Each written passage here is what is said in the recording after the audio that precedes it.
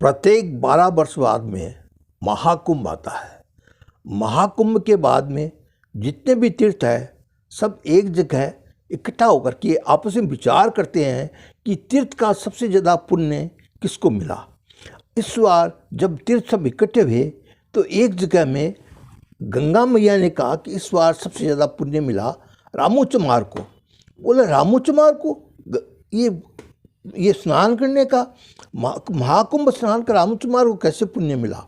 तो सब आपस में विचारने लगा, वो स्नान करने हैं, वो स्नान करने हैं। सब राजाओं महाराजाओं के और ऋषियों के, ब्रह्म ऋषियों के, सबके नाम गिनाए, लेकिन कहा रामोचमार को सबसे ज़्यादा पुण्य मिला। तो रामोचमार के घर सब तीर्थ गए वहाँ पर पता करने के लिए भी उसको सबसे ज़्यादा पुण्य कैसे मिला। तो रामोचमार के जब घर पहुँचे, रामोचमार के घर में गए तो रामोचमार को कहा, भाई तुम्हें सबसे ज़्यादा, तूने गंगा स्नान किया, तूने महाकुंभ में स्नान किया, तुम्हें सबसे ज़्यादा पुण्य मिला। उसने कहा मेरा कहाँ भाग्य है तो मैं महाकुंभ में स्नान करने जाऊंगा। मैं तो सोच रहा था आज 12 वर्ष से रोज़ाना एक एक पैसा इकट्ठा करके, और मैंने 100 रुपये इकट्ठे किए थे। मैंने 12 वर्ष में मैंने एक एक पैसा जोड़ के और काम करता था। अभी 12 वर्ष बाद महाकुंभ हरिद्वार में गंगा जी में स्नान करने जाऊँगा। लेकिन एक दिन क्या हुआ कि मेरी पत्नी ने कहा कि आज मुझे मेथी की सब्ज़ी अच्छी लग रही है, मेथी की सब्ज़ी खाऊंगा। मेरी पत्नी गर्भवती है और जब गर्भवती को जो उसकी जो इच्छा हो उसकी इच्छा पूरी करनी चाहिए। तो पड़ोस के अंदर में मेथी की सब्ज़ी बनाई थी। मैं वहाँ गया तो उनसे मैंने कहा कि मेथी की सब्ज़ी थोड़ी मुझे भी दो, मेरी पत्नी को खिलानी है।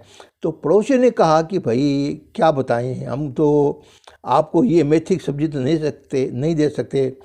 हम क्या 3 दिन से हम लोग सभी भूखे थे।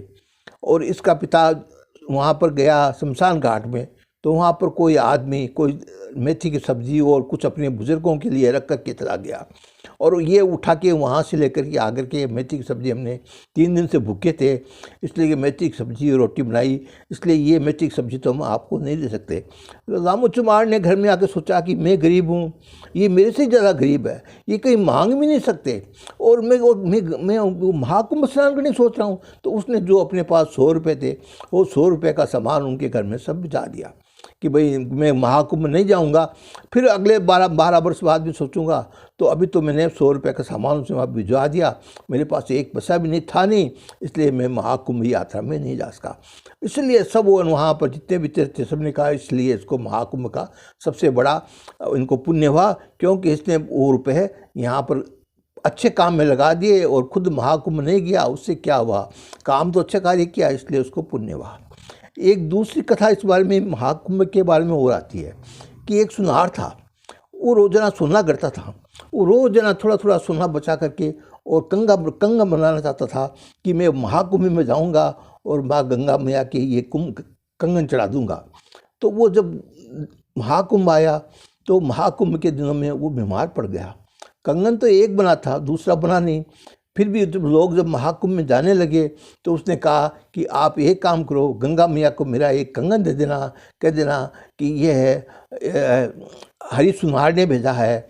तो लोगों ने कहा भाई गंगा मैया से तो लेके आप कहोगे कि हरि सुनार ने एक कंगन भेजा है, दूसरा कंगन अगले 12 वर्ष बाद में भेज देगा। वो भी बना नहीं सका, अभी बीमार है, इसलिए वो महाकुंभ में स्नान करने भी नहीं आ सका। तो वो सब लोग गए गंगा में सबके बताए कि लो साहब इसने गंगा मैया ये भेजा है, इसने 100 रुपये भेजे हैं, इसने 50 रुपये भेजे हैं, इसने 10 रुपये भेजा है, इसने आम भेजा है, इसने केला भेजा है। सब गंगा मैया में डालते गए। लेकिन जब आया कि गंगा मैया ये हरि जो सुनार है उसने ये आपके लिए कंगन भेजा सुनने का, तो फट से गंगा मैया का हाथ गंगा में से बाहर निकल गया और उसने सुनने का कंगन हाथ में ले लिया और कहना कि उस हरि सुनार को कहना कि मैं 12 वर्ष बाद दूसरे कंगन का इंतजार करूंगी, और हाथ वापस न चला गया। सब सरप्राइज, सब अचंभित हो गए। जितने बड़े बड़े सेठ लोग गए थे सब देखते रह गए। वापस आके और सब जितने भी तीर्थ है सबकी एक सभा हुई कि उसमें कहा कि सबसे ज़्यादा पुण्य किसको मिला। तो कहा साहब सबसे ज़्यादा पुण्य तो उस चमार को ही मिला। उस चमार ने उस सोनी ने एक कंगन बना करके वो जा नहीं सका, बीमार पड़ गया। इसलिए गंगा मैया को भेजा, गंगा मैया ने खुद अपना हाथ बाहर निकाल के उसकी कंगन को लिया और उसको आशीर्वाद दिया कि 12 वर्ष तुम बाद आना दूसरा कंगन लेकर के। तो सबसे ज़्यादा पुण्य इसको मिला। इस तरह गंगा स्नान में, इसलिए इस तरह आपको जो अपन ये जो महाकुंभ का स्नान करते हैं, तो कोई स्नान करने से कोई पुण्य नहीं मिले ऐसी कोई बात नहीं है। उसके लिए अच्छे कार्य करिए, अच्छे काम करने से भी, अच्छा दान करने से भी और किसी का भला करने से भी आप जो पुण्य करोगे, जो आप महाकुंभ के लिए आपने पैसा इकट्ठा किया है वो अच्छे कार्य में लगा दो, तो उससे भी आपको महाकुंभ का पुण्य प्राप्त हो जाता है। ये महाकुंभ की विचित्र 2 कथाएं हैं, आपको मैंने आप सुनाई है। और आप भी महाकुंभ के अंदर जाओ, ज़रूर गरीबों को दान करो, और वहाँ नहीं जा सकते हो तो यहीं आप महाकुंभ के नाम से यहाँ पर भी आप दान करो, तो आपका महाकुंभ का पुण्य प्राप्त होगा। जय गंगा मैया।